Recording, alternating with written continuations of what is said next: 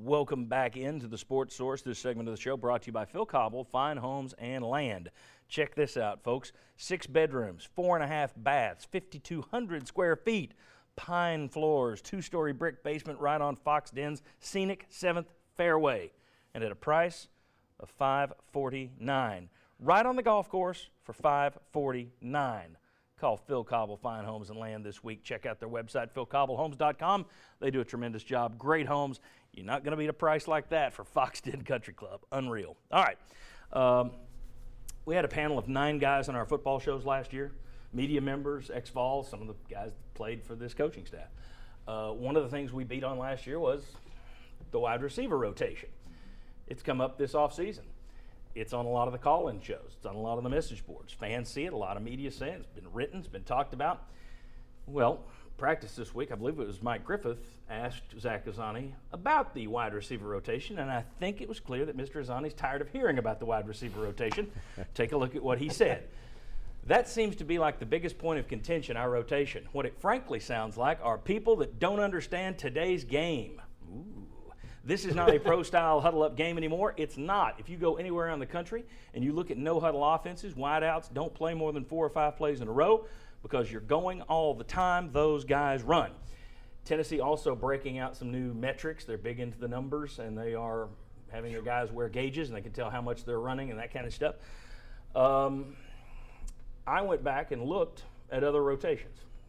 Jim McElwain, it was reported last year, wanted between 6 and 8 guys. All right. Rich Rodriguez at Arizona, according to one of the papers out there, his quote from 2 years ago was he wanted 6 or 7 guys.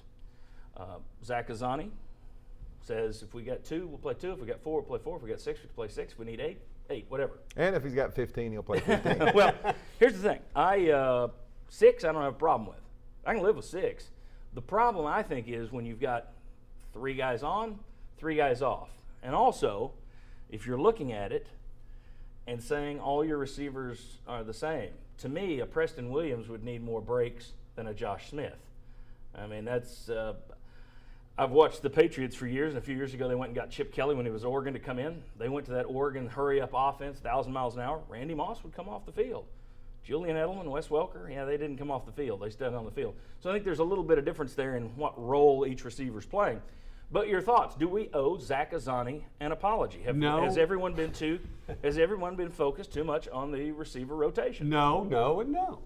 I mean, just look at the production of the position, and look at how many times. But that's different than the rotation? I'm talking about specifically. I know. Go ahead. But no, the rotation. No, I mean, to me, it's like a lot of the players say we can't get into a rhythm.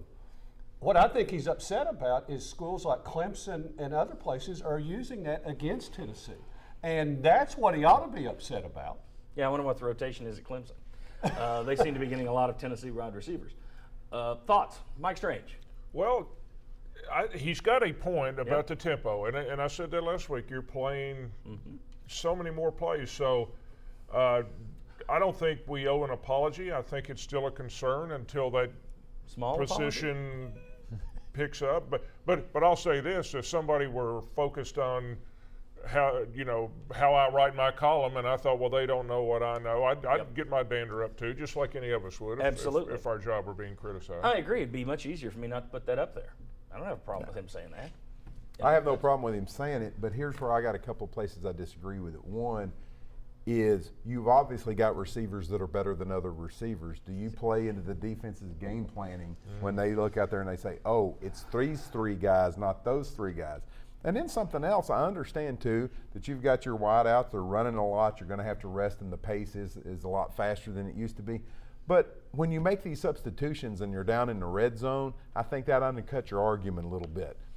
Because they're only going to run so far. They don't go through the tunnel and out into the street and then come back. Right. So I think that undercuts it a little bit. I would just like to see more of, you've got guys that are better than other guys.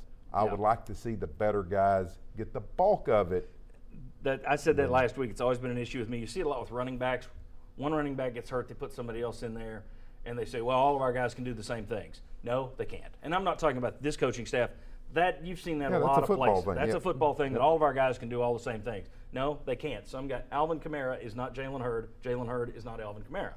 I think that also holds true at receiver in terms of how you use those guys. Josh Ward, final word. Do we give him a small apology? Yeah, maybe a small, because he does have a point, and there's some yeses and nos, I think, to all of it. I do think there's a lot of recruiting to it with T. Higgins headed to Clemson, and I bet it's being brought up a lot. Tennessee needs a player to have a big year, whether it's Josh Malone, Preston Williams to shine. Marquez North was going to be that guy.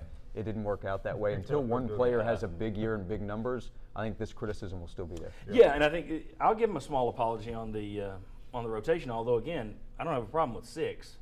But what I do think it's legit for people to say, and we've said it here, this is the one area of the team that needs to take a step forward.